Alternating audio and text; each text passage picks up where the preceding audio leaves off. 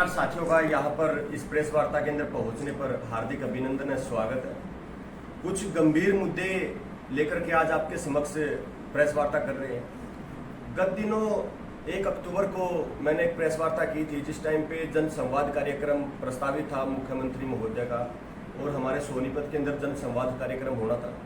हमने 29 सितंबर को press conference की थी और किसी कारणवश वो जो भी रीजन रहे उन्होंने बताए और जन संवाद कार्यक्रम को कैंसिल किया। सबसे पहले तो मैं मुख्यमंत्री मनोहर लाल खट्टर जी को आमंत्रित करता हूं, सोनीपत के अंदर अपना जन संवाद का कार्यक्रम बनाए और खुले मंच पर बनाए, खुले ग्राउंड के अंदर बनाए, ना कि बंद कमरों के अंदर बनाए। आम जनमानस के जो सवाल है वो मुख्यमंत्री मनोहर लाल जी के समक्ष बैठ करके वो पूछना चाहते हैं। उनकी बातें हम भी अपने जरिए से रखेंगे उनके सामने। तो सबसे पहले मनोहर लाल खट्टर साहब हमारे माननीय मुख्यमंत्री सोनीपत के अंदर आमंत्रित है। दूसरा, एक बड़ा ही अच्छा सिस्टम मनोहर लाल जी ने चलाया हुआ है हरियाणा के अंदर कि विधायकों की जो ड्यूटी है वो जन संवाद के रूप में लगा दी। इसका एक मुख्य कारण ये भी है कि चौतरफा जो विरोध हो रहा है केंद्रीय मंत्रियों के सामने, चाहे वो बात हो धर्मेंद्र प्रधान जी जब शिक्षा मंत्री यूनिवर्सिटी के अंदर बैठे हुए थे, वहां पे शिक्षा को लेकर युवाओं ने जो आवाज उठाई, चाहे बात हम कल करनाल के अंदर आयोजित रैली के अंदर एक दिव्यांग के द्वारा पेंशन कटने पर जूता फेंकने वाली बात हो, तो चौतरफा विरोध केंद्रीय मंत्रियों के सामने जो हरियाणा की जनता है वो मनोहर सरकार का कर रही है। लेकिन जो मनोहर लाल सरकार है उसके कानों पर जो है वो रेंग नहीं रही है। अभी हमारे जो विधायक है, सोनीपत के मुद्दे हैं, सोनीपत में राई और गन्नौर के अंदर जो विधायिका है हमारी बीजेपी से और राई के जो विधायक है बीजेपी से, वो अपने अपने हलकों को छोड़कर दूसरे हलकों के अंदर जाकर के जन संवाद कर रहे हैं। अब जो हलकों की जनता है वो उनसे सवाल कर रही है, क्योंकि जिस गांव के अंदर वो गए हैं हमें भी पता लगा है, लोगों से हमारे पास फोन भी आ रहे हैं। और तो एक तो जनता ये पूछना चाह रही कि जिनको हमने वोट दी वो लोग हमारे बीच में क्यों नहीं आ रहे। दूसरा, जो काम उन्होंने जो वायदे उन्होंने वोट ली थी हमारे हलकों के अंदर आकर के, वो कहाँ है, वो कैसे पूरे होंगे। 9 साल के अंदर जो डबल इंजन की सरकार बार बार खट्टर साहब की कहते रहते हैं डबल इंजन, तो डबल इंजन की जो सरकार है वो लगातार केंद्र के अंदर और हरियाणा के अंदर चल रही है। लेकिन आज तक जो वायदे इन्होंने हलकों के अंदर किए थे वो कहीं पूरी नहीं हुई। मैं पहले गन्नौर विधायिका के संज्ञान में लाना चाहता हूँ। मैडम, आप दूसरे हलकों के अंदर घूम करके जो जन संवाद कार्यक्रम कर रहे हैं, लेकिन आपके हलके के अंदर, बल्कि आपके खुद के पैतृक गांव शेखपुरा के अंदर मैं बात करूं तो जो रापड़िया पाना है उसके अंदर बहुत ज्यादा गंदगी फैली, दुर्घटनाओं का शिकार जो है वो लोग हो रहे हैं। उसके बाद गढ़ी केसरी रोड के ऊपर मैं शिक्षा की बात कर लूं तो हमारा वहां पर एक स्कूल चलता था गन्नौर के अंदर, उसको महिला कॉलेज में कन्वर्ट करवाने का काम जो है विधायिका ने करवाया, जबकि वो बिल्डिंग जो है वो नॉर्म्स को पूरा भी नहीं करती कि उसके अंदर जो है महिला कॉलेज चल सकता है। लेकिन एक वायदा उन्होंने किया और उसको लीपापोती करने के अंदर जो विधायिका ने उसको महिला कॉलेज का नाम दिया गया। एक बहुत पुराना जो स्कूल था, मॉडल संस्कृति स्कूल सबसे पहले गन्नौर के अंदर था, लेकिन वो स्कूल काफी बच्चे उसके अंदर पढ़ते हैं, काफी संख्या है, लेकिन उसकी जो बिल्डिंग है वो सभी बच्चों को बैठाने के अंदर उनको सक्षम सुविधा देने में सक्षम नहीं है।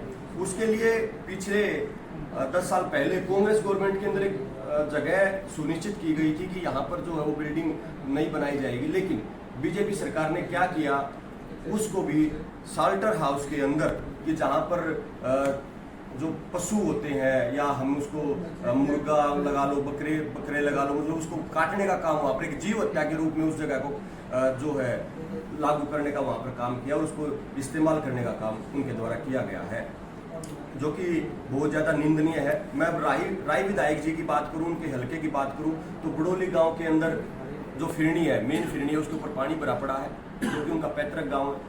अब विधायक तो गांव से निकल करके शहर में बस जाते थे, लेकिन जो लोग जिस जनता से उन्होंने वोट ली है वो लोग कहाँ पर जाए, वो तो गाँव में रहने पर मजबूर है। उसके बाद बहालगढ़ के अंदर जो है चौतरफा गंदगी फैली हुई है, प्रदूषण जो है वो बना हुआ है, लोग जो है मरने पर मजबूर है, जो गंध है वो अंदर जा रही है, लोग श्वास अच्छे तरीके से नहीं ले पा रहे।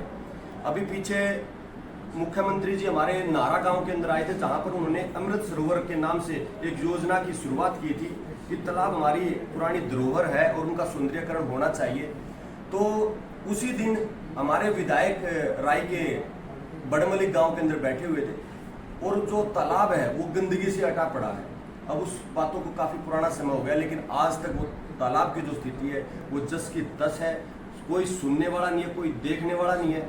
उसके बाद प्रवासी मजदूर बहुत ज्यादा जो है राय के अंदर रहते हैं, इंडस्ट्रियल एरिया है, काम करते हैं। वोट बैंक भी उनका बहुत ज्यादा है कुंडली के अंदर। अभी पिछले दिनों कुंडली में उनका जो छठ पूजा के लिए घाट बनाया हुआ था, जो कि इनलीगल करते हुए तोड़ दिया गया प्रशासन के द्वारा। एक घाट की जो निर्माण है वो रमेश कौशिक जी हमारे माननीय सांसद है सोनीपत से, और विधायक मोहनलाल बड़ोली का पत्थर लगा हुआ है जो कि जल बोर्ड की जमीन है उसके अंदर बनाया हुआ है, दुर्गा कॉलोनी बड़मली के अंदर।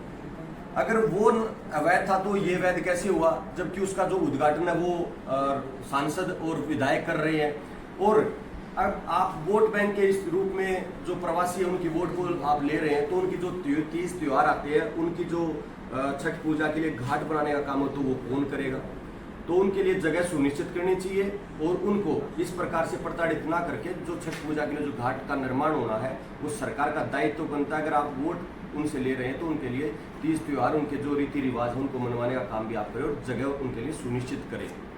जो भी अभी चला हुआ, क्योंकि चुनाव का एक त्योहार है वो आ गया है और मनोहर लाल खट्टर साहब लगातार कहीं कहीं जा करके जो रैली करवा रहे हैं, केंद्रीय मंत्रियों की जनसंवाद कर रहे हैं। लेकिन मैं एक बात पूछना चाहता हूं कि पिछले जो 4 साल का कार्यकाल आपका रहा या 9 साल का जो कार्यकाल रहा, लीपा पोती करने की बजाय आपने कोई एक नई बिल्डिंग जिससे समाज का भला हो सके उसके अंदर कोई काम करने का काम किया हो, कोई नया कॉलेज खोला हो, कोई नया अस्पताल बनाया हो या बच्चों के खिलाड़ियों के लिए कोई नया स्टेडियम बनाने का अगर काम किया हो तो वो आप जनता के समक्ष रखे। पशुओं के जो पानी है, जो तालाब की मैंने बात की, बहुत ज्यादा गंदा पानी हो रखा। पशु जो है वो जहर के समान वो पानी हो रखा, पीने पर बीमार हो रहे हैं। उनके इलाज के लिए जो पशु अस्पताल है वो बंद पड़े हुए, वहाँ डॉक्टर नहीं है। अस्पताल जो पीएचसी गाँव के अंदर खुली हुई वहाँ डॉक्टर नहीं बैठते हैं। लगातार ओपीडी के अंदर जो सरकारी हॉस्पिटल के अंदर आ जाए तो लगातार लंबी लंबी लाइनें लगी हुई है, उनका कोई मतलब दिखाई नहीं दे रहा। तो मैं पूछना चाहता हूं कि जो जनसंवाद ये विधायक हमारे सोनीपत के अंदर अलग अलग जाकर के कर रहे हैं, तो वहां की जो जनता है, आप लोगों के हल्के की जो जनता है वो आपसे पूछ रही है कि हमने जिसको वोट दिया था वो हमारा विधायक हमारे समक्ष आकर के हमारे सामने क्यों नहीं बैठता है।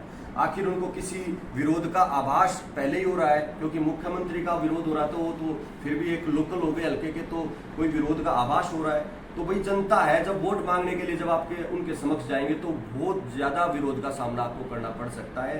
तो मैं चाहता हूँ समय रहते हुए अपने जिनसे लोगों से आपने वोट ली थी उनके समक्ष जाइए, उनकी बातें सुनिए और उनको पूरा कीजिए।